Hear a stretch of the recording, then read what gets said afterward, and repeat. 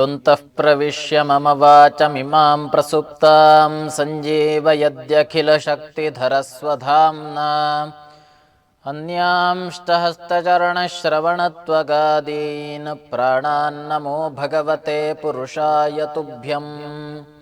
ಭವತಿ ಯದನುಭಾವಾದೇಡಮುಕೋऽಪಿ ವಾಗ್ಮಿ ಜಡಮತಿರಪಿ ಜಂತುಃ ಜಾಯತೆ ಪ್ರಾಜ್ಞಮೌಲಿಃ. ಸಕಲವಚನಚೇತೋ ದೇವತಾ ಭಾರತೀ ಸಾ ಮಮ ವಚಸಿ ನಿಧತ್ತಾಂ ಸನ್ನಿಧಿಂ ಮಾನಸೇ ಚ. ಯಾ ದೇವಿ ಸರ್ವಭೂತೇಷು ಮಾತ್ರರೂಪೇಣ ಸಂಸ್ಥಿತಾ ನಮಸ್ತಸ್ಯೈ ನಮಸ್ತಸ್ಯೈ ನಮಸ್ತಸ್ಯೈ ನಮೋ ನಮಃ. ಶ್ರೀ ಗುರುಭ್ಯೋ ನಮಃ. ಹರಿ ಓಂ. ಅಭಿಮತ ವಾಹಿನಿಯ ಸಮಸ್ತ ವೀಕ್ಷಕರಿಗೆ ನವರಾತ್ರಿ ಪರ್ವಕಾಲದ ಶುಭಾಶಯವನ್ನು ಕೋರುತ್ತಾ, ವಿಶೇಷವಾಗಿ 9 ದಿನಗಳ ಕಾಲ ವೈಭವೋಪೇತವಾಗಿ ನಡೆಯುವಂತಹ ದುರ್ಗೆಯ ಉತ್ಸವದಲ್ಲಿ ನಾವಿದ್ದೇವೆ. ಶರತ್ಕಾಲೆ ಮಹಾಪೂಜಾ ಕ್ರಿಯತೆ ಯಾಚವಾರ್ಷಿಕಿ ಎನ್ನುವಂತೆ ಪ್ರತಿ ವರ್ಷ ಬರುವಂತಹ ಶರದೃತು ಆಕಾಶದಲ್ಲಿ ಮೋಡಗಳೆನ್ನುವಂಥದ್ದಿರುವುದಿಲ್ಲ. ಶುಭ್ರವಾಗಿರುವಂತಹ ಕಾಲಘಟ್ಟದಲ್ಲಿ ದೇವಿಯನ್ನ ಶುಭ್ರವಾಗಿರುವಂತಹ ನಿಷ್ಕಲ್ಮಶವಾಗಿರುವಂತಹ ಮನಸ್ಸಿನಿಂದ ಆರಾಧನೆಯನ್ನು ಮಾಡುವಂಥದ್ದು. ಹಾಗಾಗಿ ವಿಶೇಷವಾಗಿ ಈ ನವರಾತ್ರಿ ಪರ್ವಕಾಲದಲ್ಲಿ ಶೈಲಪುತ್ರಿ ಮೊದಲಾದಂತಹ 9 ವಿಧವಾಗಿರುವಂತಹ ದೇವಿಯ ರೂಪಗಳ ಚಿಂತನೆಯಲ್ಲಿ ನಾವೆಲ್ಲ ಬಂದು ಸೇರಿದ್ದೇವೆ. ಮೊದಲ ದಿನ ವಿಶೇಷವಾಗಿ ಶೈಲಪುತ್ರಿಯನ್ನ, ದ್ವಿತೀಯ ದಿನ ಬ್ರಹ್ಮಚಾರಿಣಿಯನ್ನು ಆರಾಧನೆ ಮಾಡುವಂಥದ್ದು, ತೃತೀಯ ದಿನ ಚಂದ್ರಘಂಟ ಎನ್ನುವಂತಹ ದೇವಿಯ ಸ್ವರೂಪವನ್ನು, ಕೂಷ್ಮಾಂಡ ಎನ್ನುವಂತಹ ಸ್ವರೂಪವನ್ನು 4ನೇ ದಿನ ನಾವು ಆರಾಧನೆ ಮಾಡಿದ್ದೇವೆ. 5ನೇ ದಿನ ವಿಶೇಷವಾಗಿ ಹೇಳುವಾಗ ಪಂಚಮಂ ಸ್ಕಂದಮಾತೇತಿ, ಸ್ಕಂದಮಾತಾ ಎನ್ನುವಂತಹ ಒಂದು ದೇವಿಯ ಸ್ವರೂಪ. ಸ್ಕಂದ ಅಂತ ಹೇಳಿದರೆ ಅಗ್ನಿಜನಾಗಿರುವಂತಹ, ಸ್ವಯಂ ಅಗ್ನಿಯಿಂದ ಉದ್ಭವನಾಗಿರುವಂತಹ ಸುಬ್ರಹ್ಮಣ್ಯ. ಹಾಗಾಗಿ ಆತನ ತಾಯಿ ಸ್ಕಂದಮಾತಾ ಪಾರ್ವತಿಯ ಒಂದು ಸ್ವರೂಪ, ಅದು ದುರ್ಗೆಯ ಸ್ವರೂಪ. ಹಾಗಾಗಿ ವಿಶೇಷವಾಗಿ ನವರಾತ್ರಿ ಪರ್ವಕಾಲದಲ್ಲಿ 5ನೇ ದಿನ ದೇವಿಯ ಸಾತ್ವಿಕವಾಗಿರುವಂತಹ ಇನ್ನೊಂದು ರೂಪ ಸ್ಕಂದಮಾತಾ ಎನ್ನುವಂತಹ ಸ್ವರೂಪವನ್ನು ನಾವು ಚಿಂತನೆ ಮಾಡಬೇಕು. ಸ್ಕಂದಮಾತಾ ಅಂತ ಹೇಳಿದ ಕೂಡಲೇ ಆ ಸ್ವರೂಪವನ್ನು ಋಷಿಮುನಿಗಳು ಹೇಳ್ತಾರೆ, ಸಿಂಹಾಸನಗತಾ ನಿತ್ಯಂ ಪದ್ಮಾಶ್ರಿತ ಕರದ್ವಯ ಶುಭದಾಸ್ತು ಸದಾ ದೇವಿ ಸ್ಕಂದಮಾತಾ ಯಶಸ್ವಿನಿ ಎಂಬುದಾಗಿ ಯಶಸ್ವಿನಿಯಾಗಿರುವಂತಹ ಸ್ಕಂದಮಾತಾಳನ್ನು ಋಷಿಮುನಿಗಳು ಕೊಂಡಾಡ್ತಾರೆ. ಹೇಳುವಾಗ ಕಾರ್ತಿಕೇಯನ ತಾಯಿಯಾಗಿರುವಂತಹ ಈಕೆ, ಕಾರ್ತಿಕೇಯ ಆತ ದೇವತೆಗಳ ಸೈನ್ಯದ ಅಧಿಪತಿ. ಆತನ ಸಾಮರ್ಥ್ಯ ಅಂತೂ, ಆತ ಚಿಕ್ಕದಿರುವಾಗಲೇ ಶತ್ರುಗಳನ್ನು, ತಾರಕಾಸುರ ಮೊದಲಾದಂತಹ ದೊಡ್ಡ ದೊಡ್ಡ ಅಸುರರನ್ನು ಸಂಹಾರ ಮಾಡಿದಂತಹ ಪುಟ್ಟ ಬಾಲಕ. ಮಗನ ಶಕ್ತಿಯೇ ಇಷ್ಟಿರಬೇಕು ಅಂತ ಆದರೆ ಇನ್ನು ಆತನ ತಾಯಿಯ ಶಕ್ತಿ ಯಾವ ಥರ ಇದ್ದಿರಬಹುದು. ಹಾಗಾಗಿ ಸ್ಕಂದಮಾತಾ ಎನ್ನುವಂತಹ ಒಂದು ಶಕ್ತಿ ಏನಿದೆ ಅದು ಕಾರ್ತಿಕೇಯನ ತಾಯಿಯಾಗಿರುವಂಥವಳು. ಅದೇ ರೀತಿಯಾಗಿ 4 ಭುಜಗಳನ್ನು ಧರಿಸಿರುವಂತಹ ಈಕೆ ಪದ್ಮಾಸನ ಎಂಬುದಾಗಿ ಕರೆಯಲ್ಪಡುತ್ತಾಳೆ.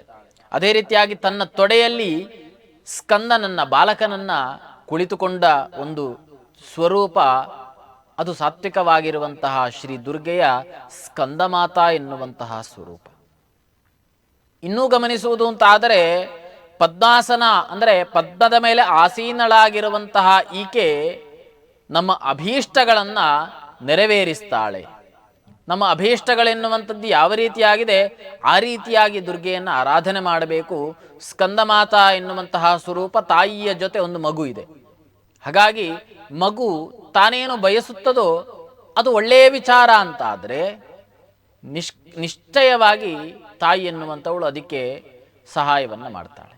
ಅದೇ ರೀತಿಯಾಗಿ ಭಕ್ತರು ಒಳ್ಳೆಯ ರೀತಿಯಲ್ಲಿ ಪ್ರಾರ್ಥನೆಯನ್ನು ಮಾಡಿದರೆ ವಿಶೇಷವಾಗಿ ತಾಯಿ ಎನ್ನುವಂಥವಳು, ಜಗನ್ಮಾತೆ, ಜಗನ್ಮಂಗಳಕಾರಿಣಿಯಾಗಿರುವಂತಹ ಶ್ರೀ ದುರ್ಗೆ ಅಭಯವನ್ನು ನೀಡ್ತಾಳೆ. ಆ ಕಾರ್ಯ ಎನ್ನುವಂಥದ್ದು ನಿರ್ವಿಘ್ನವಾಗಿ ಪರಿಸಮಾಪ್ತಿಯಾಗುವಂತೆ ಹರಸುತ್ತಾಳೆ. ಹಾಗಾಗಿ ನವರಾತ್ರಿ ಪಂಚಮ ದಿನದಲ್ಲಿ ಸ್ಕಂದಮಾತಾ ಎನ್ನುವಂತಹ ಒಂದು ದೇವಿಯ ಚಿಂತನೆಯನ್ನ ಮಾಡಬೇಕು. ಅದೇ ರೀತಿಯಾಗಿ ಈಕೆ ಸೂರ್ಯಮಂಡಲದ ಅಧಿಷ್ಠಾತ್ರಿಯೂ ಕೂಡ ಆಗಿದ್ದಾಳೆ.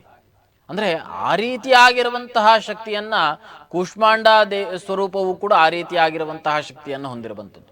ಸೂರ್ಯನ ಕಾಂತಿ ಪ್ರಭೆಯಿಂದ ಕಂಗೊಳಿಸುತ್ತಿರುವಂತಹ ಈ ಸ್ವರೂಪ. ಹಾಗಾಗಿ ಮೋಕ್ಷ ಎನ್ನುವಂಥದ್ದನ್ನು ಯಾರಾದರೂ ಬಯಸ್ತೀರಿ ಅಂತ ಆದರೆ ಅವರಿಗೆ ಸೂರ್ಯಮಂಡಲದ ಮೂಲಕ ಹಾದು ಹೋಗಬೇಕು. ಹಾಗಾಗಿ ಅದಕ್ಕೆ ಸಹಕಾರಿಯಾಗಿರುವಂತಹ ಒಂದು ಸ್ವರೂಪವೇ ಅದು ಶ್ರೀ ದುರ್ಗೆಯ ವಿಶೇಷವಾಗಿರುವಂತಹ ಸ್ಕಂದಮಾತಾ ಎನ್ನುವಂತಹ ಸ್ವರೂಪ.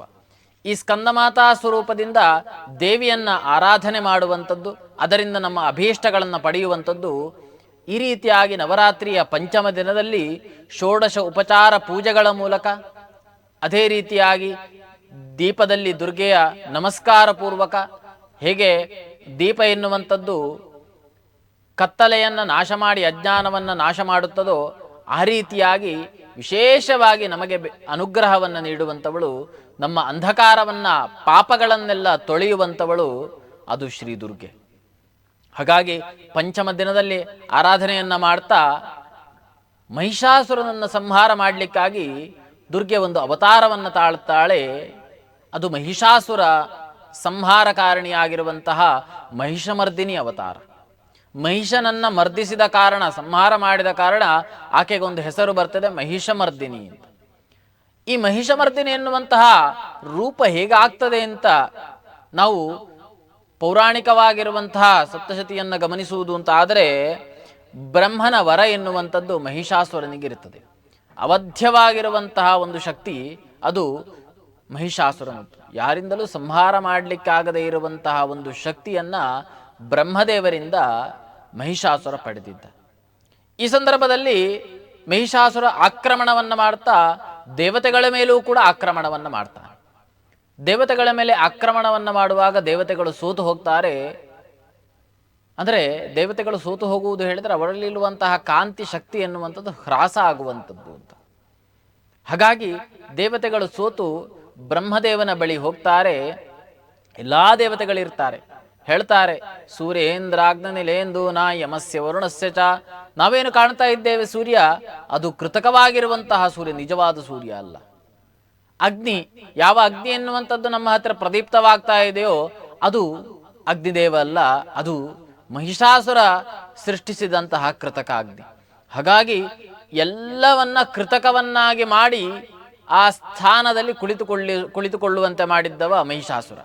ಅಂದರೆ ಒಬ್ಬರೊಂದು ಸ್ಥಾನದಲ್ಲಿದ್ದಾರೆ ಅಂತ ಆದರೆ ಅವರನ್ನು ಆ ಸ್ಥಾನದಿಂದ ಬೇರೆ ಕಡೆ ಎಳೆದು ಹಾಕಿ ಆ ಸ್ಥಾನದಲ್ಲಿ ತನ್ನದೇ ಒಬ್ಬ ರಾಕ್ಷಸನನ್ನ ಕುಳ್ಳಿರಿಸ್ತಾ ಇದ್ದ. ಹಾಗಾಗಿ ಎಲ್ಲಿ ಹೋದರೂ ಅಶುಭತ್ವ ಎನ್ನುವಂಥದ್ದು ಕಂಡು ಬರ್ತಾ ಇತ್ತು ಹೊರತು ಶುಭತ್ವ ಎನ್ನುವಂಥದ್ದು ಇರಲಿಲ್ಲ. ದೇವತೆಗಳೆಲ್ಲ ಸೋತು ದೇವರ ಬಳಿ ಬಂದು ಈ ರೀತಿಯಾಗಿ ಹೇಳ್ತಾರೆ. ಹಾಗಾಗಿ ಈ ಸಂದರ್ಭದಲ್ಲಿ ವಿಶೇಷವಾಗಿ ಎಲ್ಲ ದೇವತೆಗಳ ಸ್ಥಾನದಲ್ಲಿ ಮಹಿಷಾಸುರ ಕುಳಿತಿದ್ದಾನೆ ಅಂತ ಹೇಳುವಾಗ ಬ್ರಹ್ಮಾದಿ ಎಲ್ಲ ದೇವತೆಗಳಿಗೆ ಕೋಪ ಎನ್ನುವಂಥದ್ದು ಬರ್ತದೆ. ನಿರ್ಗತಂ ಸುಮಹತ್ತೇಜ, ಅವರ ಶರೀರದಿಂದ ಒಂದು ತೇಜಪುಂಜಗಳೆನ್ನುವಂಥದ್ದು ಹೊರಗೆ ಆವಿರ್ಭಾವ ಆಗ್ತದೆ. ಬ್ರಹ್ಮಾದಿ ಎಲ್ಲ ದೇವತೆಗಳ ಶರೀರದಿಂದ ತೇಜಪುಂಜಗಳ ಆವಿರ್ಭಾವ ಆಗಿ ತಚ್ಚೈಕ್ಯಂ ಸಮಗಚ್ಚತ, ಅವುಗಳೆಲ್ಲ ಒಂದೇ ಕಡೆ ಸೇರಿ ಬಿಡ್ತವೆ. ನೋಡಿ, ಒಬ್ಬೊಬ್ಬರ ಶಕ್ತಿ ಒಂದೊಂದು ರೀತಿಯಾಗಿರುವಾಗ ಎಲ್ಲ ಶಕ್ತಿ ಒಟ್ಟಾಯಿತು ಹೇಳಿದರೆ ಎಂತಹ ಅಸುರ ಇರಲಿ ಅಂತಹ ಅಸುರನನ್ನು ಸಂಹಾರ ಮಾಡಲಿಕ್ಕೆ ಸಿದ್ಧವಾಗಿರುವಂಥದ್ದು. ಹಾಗಾಗಿ ಆ ಶಕ್ತಿ ಎನ್ನುವಂಥದ್ದು ಒಟ್ಟಾಯಿತು. ತದಭೂತ್ ನಾರಿ, ಅದು ಒಂದು ಪರ್ವತದಷ್ಟು ಆಕಾರವನ್ನು ತಳೆದುಕೊಂಡು ಅದು ಒಂದು ಸ್ತ್ರೀಯ ಸ್ವರೂಪವನ್ನು ಪಡೀತದೆ. ಆ ಸ್ವರೂಪವೇ ಮುಂದೆ ಮಹಿಷಾಸುರನ ಮರ್ದನೆಗೆ ಅಣಿಯಾಗುವಂತಹ ಶ್ರೀದೇವಿಯ ಒಂದು ಸ್ವರೂಪ. ಅಂತಹ ಸ್ವರೂಪವನ್ನು ದೇವತೆಗಳೆಲ್ಲ ಗುಣಗಾನ ಮಾಡ್ತಾರೆ. ಎಲ್ಲರೂ ತಮ್ಮ ಆಯುಧಗಳಲ್ಲಿ ಒಂದೊಂದು ಅಂಶವನ್ನು, ತಮ್ಮಲ್ಲಿರುವಂತಹ ಒಂದು ಅಂಶವನ್ನು ನೀಡಿ ಆಕೆಯನ್ನ ಆವಿರ್ಭಾವ ಆಗುವಂತೆ ಮಾಡ್ತಾರೆ. ಅದೇ ರೀತಿಯಾಗಿ ಆ ಮಹಿಷಾಸುರನ ಸಂಹಾರಕ್ಕೆ ಮಹಿಷಮರ್ದಿನಿಯಾಗಿ ಬರ್ತಾಳೆ. ಅಲ್ಲಿ ದೇವತೆಗಳೇನು ಮಾಡ್ತಾರೆ ಕೇಳಿದ್ರೆ ತಮ್ಮ ಶರೀರದಲ್ಲಿರುವಂತಹ ಒಂದೊಂದು ಆಭರಣವನ್ನ ಆಕೆಗೆ ನೀಡ್ತಾರೆ, ಆಯುಧಗಳನ್ನು ನೀಡ್ತಾರೆ. ಹಾಗಾಗಿ ಆಕೆಗೆ ಭುಜಗಳೆಷ್ಟು ಕೇಳಿದರೆ ಸಹಸ್ರ ಭುಜದ ತನಕ ಆಕೆಯ ಚಿಂತನೆಯನ್ನು ಮಾಡಬಹುದು. ಯಾಕೆ ಹೇಳಿದರೆ ಪ್ರತಿಯೋರ್ವರು ದೇವತೆಗಳು ಕೂಡ ಒಂದೊಂದು ಆಯುಧಗಳನ್ನು ಆಭರಣಗಳನ್ನೆಲ್ಲ ಕೊಡ್ತಾರೆ, ಅದರಿಂದ ಆಕೆಯನ್ನು ಪೂಜಿಸ್ತಾರೆ. ವೈಭವೋಪೇತವಾಗಿ ಆಕೆಯನ್ನು ಪೂಜಿಸುವಾಗ ಆಕೆ ಸಂತುಷ್ಟಳಾಗ್ತಾಳೆ. ಆಕೆಗೆ ಗೊತ್ತಾಗ್ತದೆ ಮಹಿಷಾಸುರ ಎನ್ನುವಂತಹ ಅಸುರನಿಂದ ಇವರಿಗೆಲ್ಲ ಕಷ್ಟ ಆಗ್ತಾ ಇದೆ ಎನ್ನುವಂತಹ ಒಂದು ವಿಚಾರ ಆಕೆ ತಿಳಿದುಕೊಂಡು ಮಹಿಷಾಸುರನ ಸಂಹಾರಕ್ಕಾಗಿ ಸಿಂಹವಾಹಿನಿಯಾಗಿ ಆಕೆ ತೆರಳುತ್ತಾಳೆ. ಅಲ್ಲಿ ದೇವತೆಗಳಿಗೆ ಪುನಃ ಮಹಿಷಾಸುರನ ಸಂಹಾರ ಮಾಡಿ ಆ ಸ್ವರ್ಗ ಎನ್ನುವಂತಹ ಒಂದು ಸ್ಥಾನವನ್ನು ಪುನಃ ಪ್ರಾಪ್ತಿಯಾಗುವಂತೆ ಮಾಡ್ತಾಳೆ.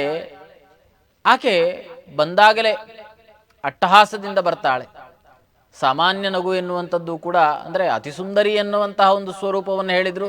ಇಲ್ಲಿ ನೋಡಿದರೆ ಈಗ ದಾರುಣವಾಗಿರುವಂತಹ ಒಂದು ಸ್ವರೂಪ. ಆಕೆಯ ಅಟ್ಟಹಾಸ ಎನ್ನುವಂಥದ್ದು ಕೇಳಿದ ಕೂಡಲೇ ರಾಕ್ಷಸರಿಗೂ ಕೂಡ ಭಯ ಎನ್ನುವಂಥದ್ದು ಆರಂಭ ಆಗ್ತದೆ. ಹಾಗಾಗಿ ಎಲ್ಲ ದಿಕ್ಕುಗಳಲ್ಲಿ ಆಕೆಯ ಅಟ್ಟಹಾಸ ಎನ್ನುವಂಥದ್ದು ಪ್ರತಿಧ್ವನಿಗೊಳಿಸ್ತಾ ಇರ್ತದೆ. ಈ ಸಂದರ್ಭದಲ್ಲಿ ಆಕೆಯ ಅಟ್ಟಹಾಸಕ್ಕೆ ಸಮಸ್ತ ಲೋಕಗಳು ಕೂಡ ನಡುಗಲಿಕ್ಕೆ ಆರಂಭ ಆಗ್ತದೆ. ಪರ್ವತಗಳು, ಸಮುದ್ರಗಳು ಎಲ್ಲವೂ ಕೂಡ ನಡುಗಿತು ಶ್ರೀ ದುರ್ಗೆಯ ಮಹಿಷಮರ್ದಿನಿಯ ಅಟ್ಟಹಾಸಕ್ಕೆ. ಸಿಂಹವಾಹಿನಿಯಾಗಿ ಆಕೆ ಅವತಾರವನ್ನು ತಾಳ್ತಾಳೆ. ಋಷಿ ದೇವತೆಗಳು ಕೂಡ ಆಕೆಯನ್ನ ಪುಷ್ಪಗಳಿಂದ ಅರ್ಚಿಸಿ ಯುದ್ಧಕ್ಕೆ ಕಳಿಸ್ತಾರೆ. ಆ ಮಹಿಷಾಸುರ ಮತ್ತೆ ದೇವಿ ಈರುವರ ಮುಖಾಮುಖಿ ಎನ್ನುವಂಥದ್ದಾಗ್ತದೆ. ಮಹಿಷಾಸುರನೂ ಕೂಡ ಅಪರಿಮಿತವಾಗಿರುವಂತಹ ಒಂದು ಶಕ್ತಿಯನ್ನು ಹೊಂದಿದ್ದ. ಯಾಕೆ ಹೇಳಿದರೆ ಬ್ರಹ್ಮದೇವರ ವರನಿಂದ ಅವಧ್ಯ ಯಾರಿಂದಲೂ ಮರಣಬಾರದಂತಹ ಒಂದು ವರ ಅಂತ ಹೇಳಿದರೆ ಅದು ಅಭೂತಪೂರ್ವವಾಗಿರುವಂಥದ್ದು. ಇನ್ನೊಂದೆಡೆ ದೇವಿ ಇರುವರು ಕೂಡ ಮುಖಾಮುಖಿ ಆಗ್ತಾರೆ. ಆ ಸ್ವರೂಪ ಎನ್ನುವಂಥದ್ದನ್ನು ವರ್ಣನೆ ಮಾಡುವಾಗ ಅತ್ಯಂತ ದೀರ್ಘವಾಗಿರುವಂತಹ ದೈತ್ಯವಾಗಿರುವಂತಹ ಸ್ವರೂಪಗಳನ್ನು ವರ್ಣನೆ ಮಾಡ್ತಾ ಆಕೆ ಧನುಸಿನ ಒಂದು ಠೇಂಕಾರವನ್ನು ಮಾಡ್ತಾಳೆ. ಪುನಃ ಜಗತ್ತೆನ್ನುವಂಥದ್ದು ಅಲ್ಲೋಲ ಕಲ್ಲೋಲವಾಗಿ ಬಿಡ್ತದೆ. ಆ ದೇವಿ ಸಹಸ್ರ ಭುಜೆಯಾಗಿ ರಣಾಂಗಣಕ್ಕೆ ಆಕ್ರಮಣವನ್ನು ಮಾಡಲಿಕ್ಕೆ ಆರಂಭ ಮಾಡ್ತಾಳೆ. ರಾಕ್ಷಸರು ಒಬ್ಬರಲ್ಲ ಇಬ್ಬರಲ್ಲ, ರಾಕ್ಷಸರು ಚತುರಂಗ ಸೈನ್ಯದಿಂದ ಕೂಡಿರುವಂತಹ ಕೋಟಿ ಕೋಟಿ. ಅದರಲ್ಲಿ ಹೇಳ್ತಾರೆ ಅಲ್ಲಿ ವಿಶೇಷವಾಗಿ 60,000 ಉದಗ್ರಾಖ್ಯ ಎನ್ನುವಂತಹ ರಾಕ್ಷಸ ರಥವನ್ನ ತಂದಿದ್ದಾನೆ. ಅದೇ ರೀತಿಯಾಗಿ ಮಹಾಹನ್ ರಾಕ್ಷಸ 1 ಕೋಟಿ ಸೈನ್ಯವನ್ನು ತಂದಿದ್ದಾನೆ. ಈ ರೀತಿಯಾಗಿ ಕೋಟಿ ಕೋಟಿ ಸೈನ್ಯಗಳು ಒಂದೊಂದು ಕಡೆ, ಇನ್ನೊಂದು ಕಡೆ ಸಾಕ್ಷಾತ್ ದೇವಿ ಮಾತ್ರ ಯುದ್ಧಕ್ಕೆ ಅಣಿಯಾಗಿ ಸಿದ್ಧಳಾಗಿದ್ದಾಳೆ. ಆದರೆ ಆಕೆಯ ಸಾಮರ್ಥ್ಯ ನೋಡಿ. ಆಕೆ ಒಂದು ಉಸಿರನ್ನ ಬಿಟ್ಟ ಕೂಡಲೇ ಆ ಉಸಿರಿನಲ್ಲಿರುವಂತಹ ವಾಯು ಕಣಗಳೇನಿದೆ ಆ ವಾಯು ಕಣಗಳಿಂದ ಪ್ರತಿಯೊಂದರಿಂದಲೂ ಕೂಡ ಪ್ರಮಥ ಗಣಗಳೇ ಸೃಷ್ಟಿಯಾಗಿ ರಾಕ್ಷಸರ ಸಂಹಾರವನ್ನು ಮಾಡ್ತಾ ಹೋಗ್ತವೆ. ಹಾಗಾಗಿ ಆಕೆ ಕೇವಲ ಯುದ್ಧಕ್ಕೆ ಒಂದು ಹೆಜ್ಜೆಯನ್ನು ಇಟ್ಟರೆ ಸಾಕು, ಅದು ನಾಶಕ್ಕೆ ಅಣಿಯಾದಂತೆ. ಈ ರೀತಿಯಾಗಿ ಆಕೆ ಆಕ್ರಮಣವನ್ನು ಮಾಡ್ತಾ ಮುಂದೆ ಆಕೆಗೆ ಭಯವೇ ಇಲ್ಲ.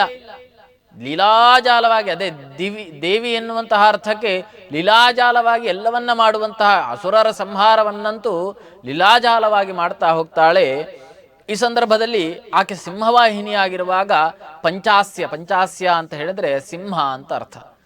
ಪಂಚ ಹೇಳಿದರೆ ವಿಸ್ತಾರ. ನಾವು ಪ್ರಪಂಚ ಎನ್ನುವಂತಹ ಶಬ್ದವನ್ನು ಬಳಸ್ತೇವೆ, ವಿಸ್ತಾರವಾಗಿರುವಂಥದ್ದು ಅಂತ. ಹಾಗೆ ವಿಸ್ತಾರವಾಗಿರುವಂತಹ ಮುಖವನ್ನು ಹೊಂದಿರುವಂತಹ ಆ ಸಿಂಹ ಅದು ಕೂಡ ತಾನು ಆಕ್ರಮಣವನ್ನು ಮಾಡಲಿಕ್ಕೆ ಆರಂಭ ಮಾಡ್ತದೆ. ಯಾಕೆ ಹೇಳಿದರೆ ತನ್ನ ಒಡತಿಯಾಗಿರುವಂತಹ ದೇವಿ ಸಾಕ್ಷಾತ್ ರಾಕ್ಷಸರನ್ನು ಸಂಹಾರ ಮಾಡುವಾಗ ಈ ಸಿಂಹ ಆ ಸಂಹಾರ ಮಾಡಿದ ರಾಕ್ಷಸನ ಮತ್ತೆ ಬದುಕಿ ಉಳಿದಿದ್ದಾನೆ ಎಂಬುದಾಗಿ ನೋಡಿಕೊಂಡು ಅವರನ್ನು ಕೂಡ ಬದುಕಿ ಉಳಿದಿದ್ರೆ ಪುನಃ ಸಂಹಾರ ಮಾಡ್ತಾ ಇತ್ತು. ಈ ರೀತಿಯಾಗಿ ದುರ್ಗೆಯ ಜೊತೆ ವಿಶೇಷವಾಗಿ ತಾನೂ ಕೂಡ ದುಷ್ಟರ ದಮನಕ್ಕೆ ತೆರಳುತ್ತಾ ಉಂಟು.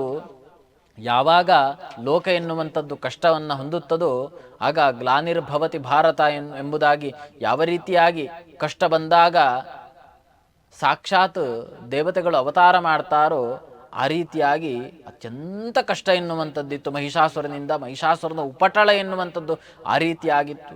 ತಾನೇ ಅಹಂ, ತನ್ನ ಮೇಲೆ ಇರುವಂತಹ 2 ಕೋಡು ಮನುಷ್ಯನಿಗೆ ಅಹಂಕಾರ ಎನ್ನುವಂಥದ್ದು ಬಂತು ಅಂತಾದರೆ ತಾನು ನಡೆದದ್ದೇ ದಾರಿ ಎನ್ನುವುದಾಗಿ ಬೇಕಾಬಿಟ್ಟಿಯಾಗಿ ಹೋಗ್ತಾನೆ. ವಸ್ತುತಃ ಅಂತಹ ಆ ಮಹಿಷಾಸುರನ ಸಂಹಾರಕ್ಕೆ ಬಂದವಳು ಮಹಿಷಮರ್ದಿನಿ.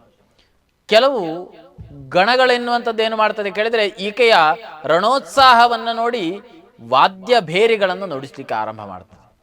ಆ ವಾದ್ಯ ಭೇರಿಗಳು ಯಾವತ್ತೂ ಕೂಡ ರಣಾಂಗಣಕ್ಕೆ ತೆರಳುವಾಗ ಅದು ಅತ್ಯಂತ ಪ್ರಚೋದನಕಾರಿಯಾಗಿ ಶಕ್ತಿಯನ್ನು ಕೊಡುತ್ತದೆ.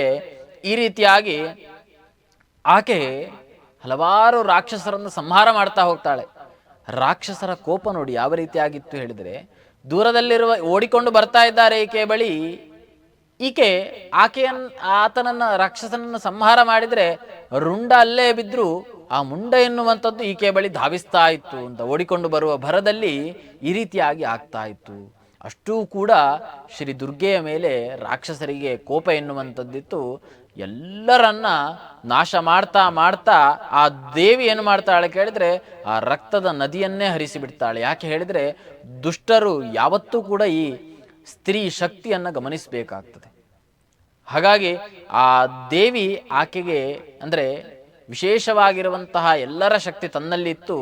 ಅಂತಹ ಶಕ್ತಿಯಿಂದ ಕೂಡಿಕೊಂಡು ದುಷ್ಟರನ್ನು ಸಂಹಾರ ಮಾಡ್ತಾ ಸಿಂಹವಾಹಿನಿಯಾಗಿ ಯಾರಾದರೂ ಬದುಕಿ ಉಳಿದಿದ್ದಾರೆ ಎಂಬುದಾಗಿ ನೋಡ್ತಾ ನೋಡ್ತಾ ಸಂಹಾರ ಮಾಡಲಿಕ್ಕೆ ಹೋಗ್ತಾ ಇದ್ದಾಳೆ. ಆ ಸಂದರ್ಭದಲ್ಲಿ ಮಹಿಷಾಸುರ ಆತನನ್ನು ಕೂಡ ವಿಶೇಷವಾಗಿ ಸಂಹಾರ ಮಾಡಲಿಕ್ಕೆ ಅಣಿಯಾಗ್ತಾಳೆ. ಈ ಸಂದರ್ಭದಲ್ಲಿ ಮಹಿಷಾಸುರನ ಸೈನ್ಯ ಎನ್ನುವಂಥದ್ದು ಯಾವ ರೀತಿಯಾಗಿತ್ತು ಕೇಳಿದರೆ, ಅದು ವಿಸ್ತಾರವಾಗಿರುವಂತಹ ಸೈನ್ಯ. ಅಂದರೆ ಒಬ್ಬ ಹೋದ ಹೇಳಿದ ಕೂಡಲೇ ಇನ್ನೊಬ್ಬ ರಾಕ್ಷಸ ಎನ್ನುವಂಥದ್ದು ಬಂದಾಗಿರ್ತಾ ಇತ್ತು. ಅವನು ಕೂಡ ಇಬ್ಬರೋ ಅಲ್ಲ, ಅಸಂಖ್ಯಾತವಾಗಿರುವಂತಹ ಒಂದು ಸೈನ್ಯಗಳನ್ನು ಸ್ವೀಕಾರ ಮಾಡಿಕೊಂಡು ಈಕೆಯ ಬಳಿ ಬರ್ತಾ ಇದ್ರು. ಹಾಗಾಗಿ ಆಕೆ ವಾಹನವನ್ನು ಹೇಳುವಾಗ ಆಕೆಗೆ ಸಿಂಹವಾಹಿನಿ ಅಂತ, ಆಕೆ ವ್ಯಾಘ್ರದ ಮೇಲೂ ಕೂಡ ಹುಲಿಯ ಮೇಲೂ ಕೂಡ ಕುಳಿತಂತಹ ಒಂದು ಸ್ವರೂಪಗಳಿವೆ. ಅದೇ ರೀತಿಯಾಗಿ ವೃಷಭದ ಮೇಲೆ ಕುಳಿತಂತಹ, ಕಮಲದ ಮೇಲೆ ಕುಳಿತಂತಹ, ಹೀಗೆ ಆಕೆಯ ಸ್ವರೂಪಗಳು ಸಾತ್ವಿಕವಾಗಿರುವಂತಹ ಸ್ವರೂಪಗಳು ಹಲವಾರಿವೆ. ರಾಜಸಿಕವಾಗಿರುವಂತಹ, ತಾಮಸಿಕವಾಗಿರುವಂತಹ ಸ್ವರೂಪಗಳು ಇವೆ. ಸಾತ್ವಿಕವಾಗಿರುವಂತಹ ಸ್ವರೂಪ ಯಾವತ್ತೂ ದೇವತೆಗಳಿಗೆ ಅನುಗ್ರಹ ಮಾಡಲಿಕ್ಕೆ ಆಗುವಾಗ, ಸಾಮಾನ್ಯ ಮನುಷ್ಯನಿಗೆ ಅನುಗ್ರಹ ಮಾಡಲಿಕ್ಕೆ ಆಗುವಾಗ ಸಾತ್ವಿಕವಾಗಿರುವಂತಹ ರೂಪದಲ್ಲಿ ಆಕೆ ಅನುಗ್ರಹವನ್ನು ಮಾಡ್ತಾಳೆ. ಅದೇ ರೀತಿಯಾಗಿ ದುಷ್ಟರಿದ್ರೆ ಅವರಿಗೆ ನಿಶ್ಚಯವಾಗಿ ದಂಡನೆಗೋಸ್ಕರ, ಅವರ ಸಂಹಾರಕ್ಕೋಸ್ಕರ ಭೂಭಾರ ಎನ್ನುವಂಥದ್ದಾಯಿತು ಹೇಳಿದರೆ, ಅಂತಹ ದುಷ್ಟರನ್ನ ಸಂಹಾರ ಮಾಡಬೇಕು ಅಂತಾದರೆ ವಿಶೇಷವಾಗಿ ಸಂಹಾರಕಾರಣಿಯಾಗಿರುವಂತಹ ದುರ್ಗೆ ಆವಿರ್ಭಾವವನ್ನು ಹೊಂದುತ್ತಾಳೆ. ಅದರಿಂದಾಗಿ ದುಷ್ಟರನ್ನ ಸಂಹಾರ ಮಾಡ್ತಾ ಮಾಡ್ತಾ ಆಕೆ ಜಗತ್ತನ್ನು ಪುನಃ ಸ್ಥಿತಿಗೆ ತರ್ತಾಳೆ. ಈ ರೀತಿಯಾಗಿ ವಿಶೇಷವಾಗಿ ನವರಾತ್ರಿಯ 9 ದಿನಗಳಲ್ಲಿ 8 ದಿನಗಳ ಕಾಲ ಆಕೆ ವಿಶೇಷ ರೀತಿಯಿಂದ ಶತ್ರುಗಳ ಜೊತೆ ಅತ್ಯಂತ ಕ್ರೋಧಾವಿಷ್ಟಳಾಗಿ, ಯಾಕೆ ಹೇಳಿದರೆ ತನ್ನ ಭಕ್ತರಿಗೆ, ತನ್ನನ್ನೇ ನಂಬಿಕೊಂಡಿರುವವರಿಗೆ ಏನಾದರೂ ಕಷ್ಟ ಬಂತು ಅಂತಾದರೆ ಆಗ ಆಕೆ ಸುಮ್ಮನೆ ಇರುವುದಿಲ್ಲ. ನಾವು ಕೂಡ ನಾಯಕ ಎನ್ನುವಂಥವನು ತನ್ನ ಜೊತೆಯಲ್ಲಿದ್ದವರಿಗೆ ಕಷ್ಟ ಬಂತು ಅಂತ ಆದರೆ ಆ ಜೊತೆಗೆ ನಿಲ್ಲಬೇಕು ಎನ್ನುವುದು ಕೂಡ ಇದರ ತಾತ್ಪರ್ಯ. ಹಾಗಾಗಿ ಆ ತನ್ನ ಭಕ್ತರಿಗೆ ಕಷ್ಟವನ್ನು ಕೊಟ್ಟಂತಹ ರಾಕ್ಷಸರನ್ನ, ದುಷ್ಟರನ್ನ, ದುರುಳರನ್ನ ಕ್ಷಣಾರ್ಧದಲ್ಲಿ ದೇವತೆಗಳಿಗೂ ಸಂಹಾರ ಮಾಡಲಿಕ್ಕಾಗುವುದಿಲ್ಲ. ಅಂತಹ ಸಂದರ್ಭದಲ್ಲಿ ಈಕೆಯ ಅವತಾರವನ್ನು ತಾಳಿ ನಿತ್ಯವಾಗಿರುವಂತಹ ಈಕೆ ತನಗೆ ಬೇಕಾದಾಗ ಒಂದೊಂದು ಸ್ವರೂಪವನ್ನು ತಾಳಿಕೊಂಡು ಆ ಶತ್ರುಗಳನ್ನು ಸಂಹಾರ ಮಾಡ್ತಾಳೆ. ಆ ಶತ್ರು ಸಂಹಾರದಿಂದಾಗಿ ಏನಾಗ್ತದೆ ಕೇಳಿದರೆ, ಮಹಿಷಾಸುರ ಒಬ್ಬನನ್ನು ಸಂಹಾರ ಮಾಡಿದ್ರಿಂದ ಜಗತ್ತು ಪುನಃ ಸುಭಿಕ್ಷವಾಗಿರ್ತದೆ. ನೋಡಿ, ಒಬ್ಬನೇ ದುಷ್ಟ ಅಂತ ಹೇಳಿದರೆ ಅವನ ಕೆಳಗೆ ಇರುವಂತಹ ಸಹಸ್ರಾರು ಸಂಖ್ಯೆಯ ದುಷ್ಟರನ್ನ ನಾಶ ಮಾಡ್ತಾ ಆತನನ್ನು ನಾಶ ಮಾಡಿಬಿಟ್ರೆ ಸಮೂಲವಾಗಿ ನಾಶ ಮಾಡ್ತಾಳೆ ಹೇಳಿದರೆ, ಹೇಗೆ ಮಹಿಷಾಸುರ ತಾನು ಸೂರ್ಯನ ಸ್ಥಾನದಲ್ಲಿ ಕೃತಕ ಸೂರ್ಯನನ್ನು ಇಟ್ಟಿದ್ದಾನೋ ಅವನನ್ನು ಕೂಡ ನಾಶ ಮಾಡಿಬಿಡ್ತಾಳೆ. ಕೃತಕ ಸೂರ್ಯ ನಾಶ ಆದ ಕೂಡಲೇ ಪುನಃ ಅಲ್ಲಿ ಶುಭ್ರವಾಗಿರುವಂತಹ ಸೂರ್ಯ ಅದೇ ಸ್ಥಾನಕ್ಕೆ ಬರ್ತಾನೆ. ನದಿಗಳು, ಹರಿಯುವಂತಹ ನದಿಗಳು ಕೂಡ ಆ ರೀತಿಯಾಗಿ ಕೃತಕವಾಗಿ, ಅಂದರೆ ನಾವು ಹೇಳಿದರೆ ಕಲುಷಿತವಾಗಿರುವಂತಹ ನದಿಗಳೆನ್ನುವಂಥದ್ದು ಏನಿದೆ ಅಂತಹ ನದಿಗಳು. ಹಾಗಾಗಿ ಮಹಿಷಾಸುರನು ಕೂಡ ಆ ರೀತಿಯಾಗಿಯೇ ಮಾಡಿದ್ದು. ಋಷಿಮುನಿಗಳಿಗೆ ಕಷ್ಟವನ್ನು ಕೊಡ್ತಾ ಇದ್ದ. ಯಾರಾದರೂ ಯಾಗ ಇತ್ಯಾದಿಗಳನ್ನು ಮಾಡ್ತಾ ಇದ್ರೆ ಆ ನದಿಯ ಹರಿವನ್ನು ಬದಲಾಯಿಸಿಕೊಂಡು ಆ ಋಷಿಮುನಿಗಳ ಆಶ್ರಮಕ್ಕೆ ನದಿ ನೀರನ್ನು ನುಗ್ಗು ಹಾಗೆಲ್ಲ ಮಾಡ್ತಾ ಇದ್ದ. ಈ ರೀತಿಯಾಗಿ ಅತ್ಯಂತ ಕೀಟಲೆ ಕೊಡ್ತಾ ಇದ್ದಂತಹ ಎಲ್ಲ ದುರುಳರನ್ನ ತಾನು ತನ್ನ ಭಕ್ತರು ಆರಾಧನೆ ಮಾಡಿದಾಗ ನಿಶ್ಚಯವಾಗಿ ಲೋಕಕ್ಕೆ ಕ್ಷೇಮವನ್ನು ಉಂಟು ಮಾಡ್ತಾಳೆ. ಇದರಿಂದಾಗಿ ಏನಾಗ್ತದೆ ಕೇಳಿದರೆ, ಆ ಮಹಿಷಾಸುರನನ್ನು ಸಂಹಾರ ಮಾಡಿದಾಗ ಆತ ಏನೆಲ್ಲ ವೈಪರೀತ್ಯವನ್ನ ಜಗತ್ತಿನಲ್ಲಿ ಉಂಟು ಮಾಡಿದ್ನೋ ಆ ವೈಪರೀತ್ಯವನ್ನೆಲ್ಲ ತೊಳೆದು ಹಾಕಿ ಯಥಾಸ್ಥಿತಿಗೆ ದುರ್ಗೆ ಜಗತ್ತನ್ನ ತರ್ತಾಳೆ. ಹಾಗಾಗಿ ಜಗತ್ತಿನ ಸ್ಥಿತಿಕಾರಿಣಿ ಯಾರು ಕೇಳಿದರೆ ಅದು ದುರ್ಗೆ. ಹಾಗಾಗಿ ತ್ವಯಿ ತತ್ಸೃಜ್ಯತೆ ಜಗತ್ ಎನ್ನುವಂತೆ ಜಗತ್ತಿನ ಸೃಷ್ಟಿ ಆಕೆಯಿಂದ, ಜಗತ್ತಿನ ಸ್ಥಿತಿಯೂ ಕೂಡ ಆಕೆಯಿಂದ, ಜಗತ್ತಿನ ಸಂಹಾರವೂ ಕೂಡ ಆಕೆಯಿಂದ ಆಗ್ತದೆ. ಈ ರೀತಿಯಾಗಿ ಸೃಷ್ಟಿ ಸ್ಥಿತಿ ಸಂಹಾರಕಾರಣಿಯಾಗಿರುವಂತಹ ಆಕೆಯ ವಿಶೇಷವಾಗಿರುವಂತಹ ಸ್ವರೂಪಗಳನ್ನು ನಾವು ಚಿಂತನೆ ಮಾಡ್ತಾ ನಮ್ಮ ಮನಸ್ಸಿನಲ್ಲಿ ಯಾವುದು ಅಭೀಷ್ಟ ಎನ್ನುವಂಥದ್ದಿರ್ತದೆ ಆ ಅಭೀಷ್ಟಕ್ಕೆ ಪೂರಕವಾಗಿಕೊಂಡು ಆಕೆಯ ರೂಪಗಳನ್ನು ಧ್ಯಾನ ಮಾಡ್ತಾ ಹೋದರೆ ಅದು ನಮಗೆ ಸನ್ಮಂಗಲವನ್ನು ಉಂಟು ಮಾಡುತ್ತದೆ. ಹಾಗಾಗಿ ಮಹಿಷಮರ್ದಿನಿ ಆಗಿರುವಂತಹ ಅವತಾರ ಸ್ಕಂದ ಮಾತಾ ಅಂತ ನಾವು ಇವತ್ತಿನ ದಿನ ವಿಶೇಷವಾಗಿ ಆರಾಧನೆ ಮಾಡುವಂತಹ ಒಂದು ದೇವಿಯ ಸ್ವರೂಪ ಸಾತ್ವಿಕವಾಗಿರುವಂಥದ್ದು ಅಂತ. ಅಂದರೆ ವಿಶೇಷವಾಗಿ ಯುದ್ಧ ಇತ್ಯಾದಿಗಳ ಸಂದರ್ಭದಲ್ಲೆಲ್ಲ ಸ್ಕಂದ ಮಾತಾ ಯಾಕೆ ಕೇಳಿದರೆ ಸ್ಕಂದನ ತಾಯಿ ಅಂತ ನಾವು ಹೇಳಿದೆವು. ಅಂದರೆ ಸ್ಕಂದ ಎನ್ನುವಂಥವನು ದೇವತೆಗಳ ಸೈನ್ಯದ ಅಧಿಪನಾಗಿರುವ ಕಾರಣ ಆತ ಶತ್ರುಗಳನ್ನು ನಿಗ್ರಹ ಮಾಡುವುದರಲ್ಲಿ, ತಾರಕಾಸುರ ಮೊದಲಾದಂತಹ ದುಷ್ಟರನ್ನ ಆತ ಅತ್ಯಂತ ಚಿಕ್ಕ ಪ್ರಾಯದಲ್ಲೇ ನಾಶ ಮಾಡಿರುವ ಕಾರಣ ಅಪರಿಮಿತವಾಗಿರುವಂತಹ ಒಂದು ಶಕ್ತಿ ಆತನಲ್ಲಿತ್ತು. ಹಾಗಾಗಿ ಆತನ ತಾಯಿಯಾಗಿರುವಂತಹ ಸ್ಕಂದ ಮಾತಾ ಆಕೆಯನ್ನು ಆರಾಧನೆ ಮಾಡಿದರೆ, ವಿಶೇಷವಾಗಿ ತಾಯಿಯನ್ನ ಆರಾಧನೆ ಮಾಡಿದರೆ ತಾಯಿಯ ಜೊತೆ ಮಗನೂ ಕೂಡ ಜಗತ್ತಿಗೆ ಸನ್ಮಂಗಳವನ್ನು ಉಂಟು ಮಾಡ್ತಾನೆ. ಹಾಗಾಗಿ ಈ ರೀತಿಯಾಗಿ ಎರಡು ಏನು ಕಮಲದ ಮೇಲೆ ಆಸೀನಳಾಗಿರುವಂತಹ ಬಾಲಕನನ್ನು ತೊಡೆಯಲ್ಲಿ ಕುಳ್ಳಿರಿಸಿದಂತಹ ಒಂದು ಸಾತ್ವಿಕವಾಗಿರುವಂತಹ ಸ್ವರೂಪ, ಸೂರ್ಯಮಂಡಲದ ವಿಶೇಷವಾಗಿರುವಂತಹ ಶಕ್ತಿ. ಸೂರ್ಯನ ಶಕ್ತಿ ಹೇಳಿದರೆ ನಾವು ನೋಡ್ತೇವೆ, ನಾವು ನೋಡುವಂತಹ ಸೂರ್ಯನನ್ನ ಸ್ಪಷ್ಟವಾಗಿ ನಮ್ಮಿಂದ ನೋಡ್ಲಿಕ್ಕಾಗುವುದಿಲ್ಲ. ಹಾಗಾಗಿ ಭಾಸ್ಕರ ಕಿರಣಗಳೇ, ಹೇಳಿದರೆ ಕಿರಣಗಳು ಪ್ರಕಾಶ ಎನ್ನುವಂಥದ್ದೇ ಆತನ ಕೈಗಳಾಗಿರುವ ಕಾರಣ ಅಂತಹ ಕೋಟಿ ಕೋಟಿ ಭಾಸ್ಕರನ ಒಂದು ಕಾಂತಿಯನ್ನು ಹೊಂದಿರುವಂತಹ, ಬಂಗಾರದ ಕಾಂತಿಯನ್ನು ಹೊಂದಿರುವಂತಹ ಒಂದು ಸ್ವರೂಪ ಅದು ಸ್ಕಂದಮಾತಾ ಸ್ವರೂಪ. ಆಕೆ ಸೂರ್ಯಮಂಡಲದ ಒಳಗೆ ಇದ್ದುಕೊಂಡು ಜಗತ್ತನ್ನ ಸ್ಥಿತಿ ಕಾಯ್ತಾ ಇರ್ತಾಳೆ. ಜಗತ್ತಿಗೆ ಏನಾದರೂ ತೊಂದರೆ ಬಂತು ಅಂತಾದರೆ, ದುಷ್ಟರಿಂದ ಕ್ಲೇಶ ಒದಗಿತು ಅಂತಾದರೆ ಆ ಕ್ಲೇಶವನ್ನ ನಾಶ ಮಾಡುವಂತಹ ಒಂದು ಶ್ರೀ ದುರ್ಗೆಯ ಸ್ವರೂಪವೇ ಸ್ಕಂದ ಮಾತಾ ಎಂಬುದಾಗಿ. ವಿಶೇಷವಾಗಿ ಮಾತಾ ಹೇಳಿದ ಕೂಡಲೇ ತಾಯಿ ಎನ್ನುವಂತಹ ಅರ್ಥ. ಹಾಗಾಗಿ ಆಕೆ ಜಗತ್ತಿಗೆ ತಾಯಿ. ಕೇವಲ ಸ್ಕಂದನಿಗೆ ಮಾತ್ರ ಅಲ್ಲ. ಯಾಕೆ ಹೇಳಿದರೆ ಜಗತ್ತೇ ಆಕೆಯದ್ದು, ಜಗತ್ತಿನಲ್ಲಿ ಎಲ್ಲವನ್ನ ಸೃಷ್ಟಿ ಮಾಡಿದ್ದು ಕೂಡ ಆಕೆ. ಹಾಗಾಗಿ ಆಕೆ ನಿಶ್ಚಯವಾಗಿ ಹೇಗೆ ಕುಪುತ್ರೋ ಜಾಯೇತ ಕ್ವಚಿದಪಿ ಕುಮಾತಾನ ಭವತಿ ಎನ್ನುವಂತೆ ಯಾವತ್ತೂ ಕೂಡ ಕೆಟ್ಟ ತಾಯಿ ಇರಲಿಕ್ಕೆ ಸಾಧ್ಯ ಇಲ್ಲ, ಕೆಟ್ಟ ಮಕ್ಕಳಾದರೂ ಇರ್ತಾರೆ. ಹಾಗಾಗಿ ವಿಶೇಷವಾಗಿ ಆಕೆ ಜಗತ್ತಿಗೆ ಒಂದು ಪಾಠವನ್ನು ಹೇಳುವುದಕ್ಕೋಸ್ಕರವೇ ಈ ದುಷ್ಟರ ಸಂಹಾರವನ್ನು ಬೇರೆ ಬೇರೆ ರೀತಿಯಾಗಿ ಮಾಡ್ತಾರೆ ಅಂತ ಹೇಳ್ತಾ ಸ್ಕಂದಮಾತಾ ದೇವಿಯ ಅನುಗ್ರಹ ನಮ್ಮೆಲ್ಲರ ಮೇಲಿರಲಿ ಎಂಬುದಾಗಿ ತಿಳಿಸ್ತಾ ಶ್ರೀಕೃಷ್ಣಾರ್ಪಣಮಸ್ತು.